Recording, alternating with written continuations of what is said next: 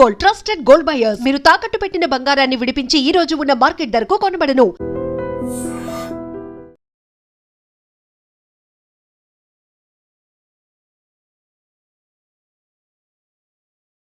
తెలంగాణ రైతులకు good news అని చెప్పాలి. రైతు భరోసా నిధుల విడుదలకు ముహూర్తం ఫిక్స్ అయిపోయింది.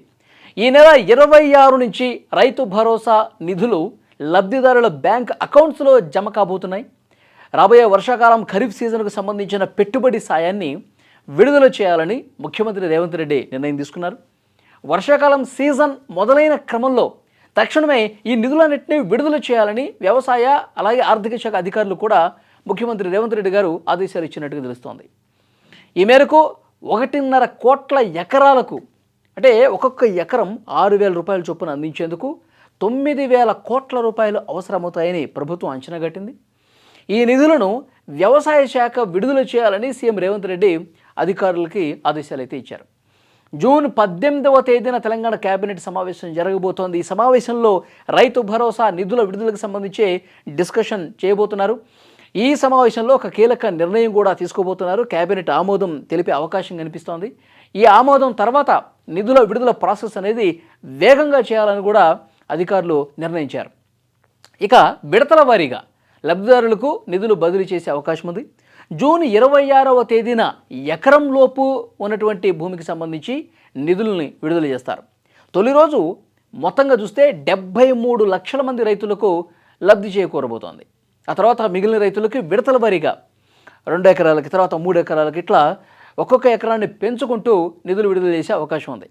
ఎక్కువ పొలం ఉన్న వాళ్ళకి విడతల వారీగా చేస్తారు. వీటిని బ్యాంక్ అకౌంట్లలో ఈ నిధుల్ని జమ చేస్తారు డైరెక్ట్గా. గతంలో ఏ విధంగా అయితే జరిగిందో సో రెగ్యులర్ ఈ సంవత్సరం కూడా ఖరీఫ్ రబీ సీజన్లో అదేవిధంగా నిధులు విడుదల చేసే అవకాశం ఉంది. రైతులకు తెలంగాణ ప్రభుత్వం మరొక శుభవార్త కూడా చెప్పే అవకాశం ఉంది. సన్న బియ్యం పండించే వాళ్ళకి ప్రయోజనం చేకూరే విధంగా ఈ నిర్ణయం ఉన్నట్టుగా తెలుస్తోంది. 7 రకాల సన్న వడ్ల విత్తనాలను సబ్సిడీ మీద రైతులకు అందించాలని నిర్ణయించింది. ఈ మేరకు రైతు వేదికల్లో అందుబాటులో ఉంచాలని అధికారులను ఆదేశించారు ముఖ్యమంత్రి రేవంత్ రెడ్డి గారు. రైతు వేదికలు కేవలం సమావేశాలకే పరిమితం కాకూడదు. ఆ వేదికలు రైతుల కోసం ఒక సేవా కేంద్రాలుగా మారాలి. ఎందుకంటే ఆ రైతు వేదికల దగ్గరికి వచ్చినప్పుడు చాలామంది మీటింగ్లు పెడతారు, ఎవరి నిర్ణయం వాళ్ళు చెప్పుకుంటారు, పలానా టైంలో నిధులు పడుతున్నాయని చెప్తున్నారు, వాళ్ళ సమస్యలు ఏదో చెప్పుకుంటారు, క్లోజ్ చేస్తారు. అట్లా వద్దు. గతానికి భిన్నంగా ఈసారి సమావేశాలు జరగాలి. రైతులకి సేవ చేసే ఒక కేంద్రాలుగా ఈ రైతు వేదికలు అనేవి మారాలి అని చెప్పి ముఖ్యమంత్రి గారు ఆదేశాలు జారీ చేశారు. యాక్చువల్గా ఈ వేదికల వద్ద వ్యవసాయ, రెవెన్యూ, పోలీసు విభాగాల నుంచి ఒక్కో అధికారి ఎప్పుడూ అందుబాటులో ఉండాలని చెప్పి సూచించారు. సో ఈసారి మీటింగ్స్లో కంపల్సరీ ఒక్కొక్క ఆఫీసర్ ఉండాల్సిందే. వీటి పర్యవేక్షణ బాధ్యతలను కూడా అదనపు కలెక్టర్, అడిషనల్ కలెక్టర్స్ ఎవరైతే ఉంటారో వాళ్ళు చూసుకోవాలి. మొత్తం వాళ్ళు మానిటరింగ్ చేయాలి, పర్యవేక్షణ చేయాలి.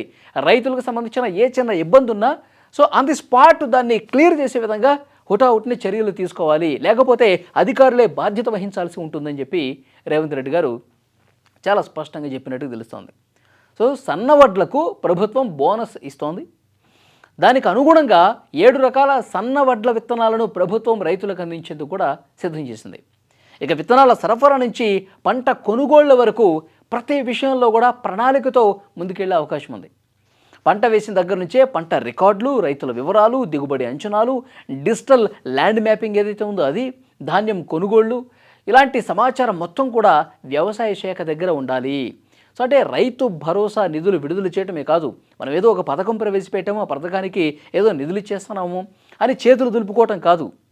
రైతు ప్రభుత్వం అని చెప్పుకోవాలంటే, రైతు సంక్షేమం కోసం పనిచేసే ప్రభుత్వం మనం అని చెప్పుకోవాలంటే, రైతు పక్షపాత ప్రభుత్వం అని మనం చెప్పుకోవాలి అంటే డెఫినెట్గా ఎప్పుడైతే ఈ ఖరీఫ్ సీజన్ స్టార్ట్ అవుతుందో, వర్షాలు తొలకరి జల్లులు పడతాయో అప్పటి నుంచి కూడా రైతుల లక్ష్యంగా ప్రతి ఒక్క అధికారి పనిచేయాల్సినటువంటి అవసరం ఉంది.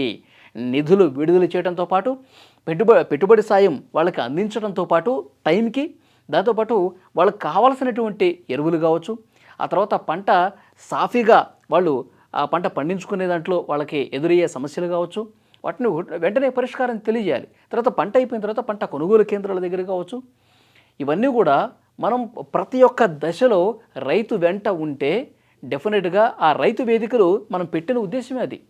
రైతుల సమస్యల్ని పూర్తిగా పరిష్కరించటాని కోసం మాత్రమే ఈ రైతు వేదికలను ఏర్పాటు చేశాం. దాన్ని తూతు మంత్రంగా సమావేశాలకు పరిమితం చేయొద్దు.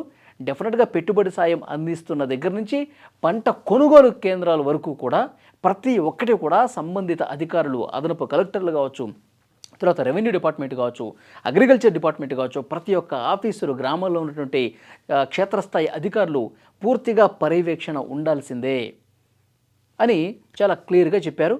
రేపు కేబినెట్ సమావేశంలో కూడా ఇదే విషయం గురించి కూలంకషంగా చర్చిస్తారు.